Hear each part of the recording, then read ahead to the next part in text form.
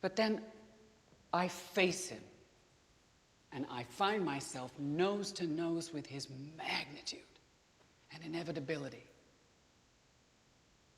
Why is it so hard to talk honestly about art?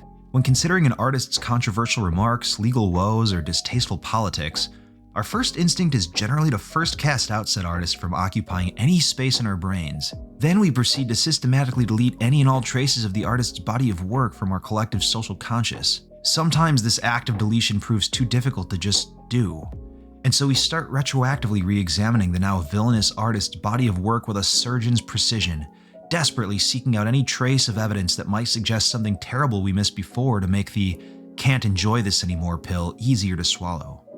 Conversely, you might be someone who hates quote-unquote cancel culture and watches lame Tim Allen sitcoms purely on principle. These dichotomous attitudes have made Todd Field's psych drama Tar a pretty divisive movie. The film follows fictitious conductor Lydia Tár, played triumphantly by Cate Blanchett, as she prepares to perform and live record Mahler's Fifth Symphony with the Berlin Philharmonic.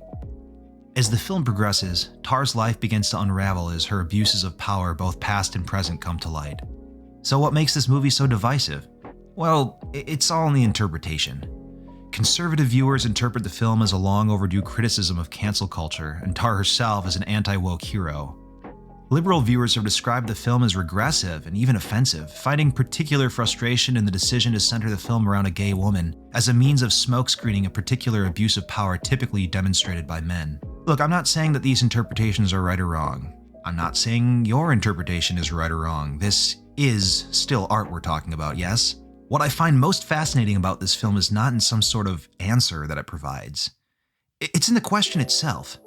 No, not the same old boring question of can you separate the art from the artist, but the much more interesting question of whether or not a piece or body of work can be so impactful that it transcends the artist. In other words, can an artist's work be so important to humanity itself that it could be called inevitable?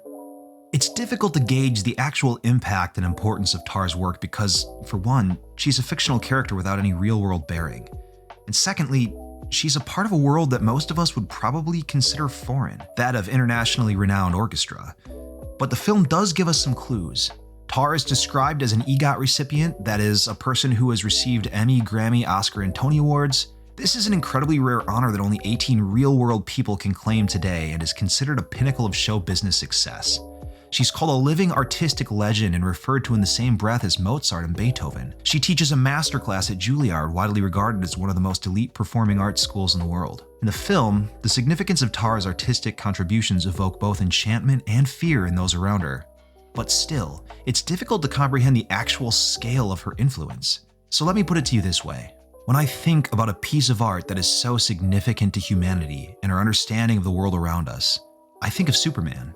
The character as an artistic creation and his universal iconography. Ask someone anywhere in the world to draw a superhero in under a minute, and there's a better than good chance that they'd probably produce an image of a person in a cape with an S on their chest. Consider what the popularity and endurance of Superman has preceded and directly influenced in the world of modern popular culture. Consider even the tangible good that the existence of this character has contributed to humanity as a whole. Now consider Superman in the context of time. Uses of the character now problematic through the lens of compassion and modernity. Does this diminish Superman's influence, usefulness? Should it? Or is the character, and all that he encompasses, inevitable?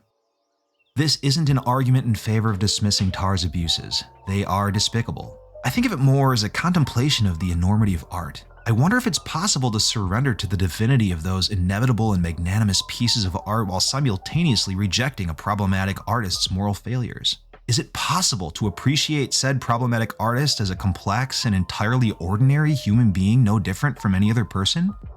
Tár has a pretty big moral blind spot in regard to how she justifies herself and her actions. But that's not to say that she doesn't have a conscience. The film evidences both Tár's disassociation from her abusive behavior and also her understanding that what she's doing is morally wrong.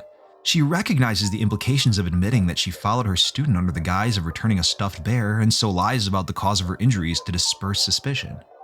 She also throws up in disgust after unwittingly visiting a brothel where she peers into a room of women to select from. That Tár feels inclined to the former scenario and repulsed by the dehumanizing nature of the latter is demonstrative of both her gross entitlement and complexity as a character. But ultimately, Tár defines herself by her artistry. The film provides brief windows into both Tár's philosophy and her methodology. She is not a fraud. She is consumed first and foremost by music, by art. Some see Tár's fate, her professional banishment to the Philippines where she plays video game soundtracks to rooms full of costumed cosplayers, as fitting and humiliating. I disagree. She still asks her now non-pretentious orchestra to consider the composer's intent when rehearsing a piece from Monster Hunter. She still gets nervous before performing for a crowd of video game fans who likely couldn't care less about her thoughts on Mahler's Fifth Symphony. She's still creating. Thanks for watching, guys, and if you enjoyed this video, please leave a like and consider subscribing. It goes a long way towards helping me out. Let me know your thoughts in the comments. I love this movie and I would love to talk about it more with you. More film stuff to come.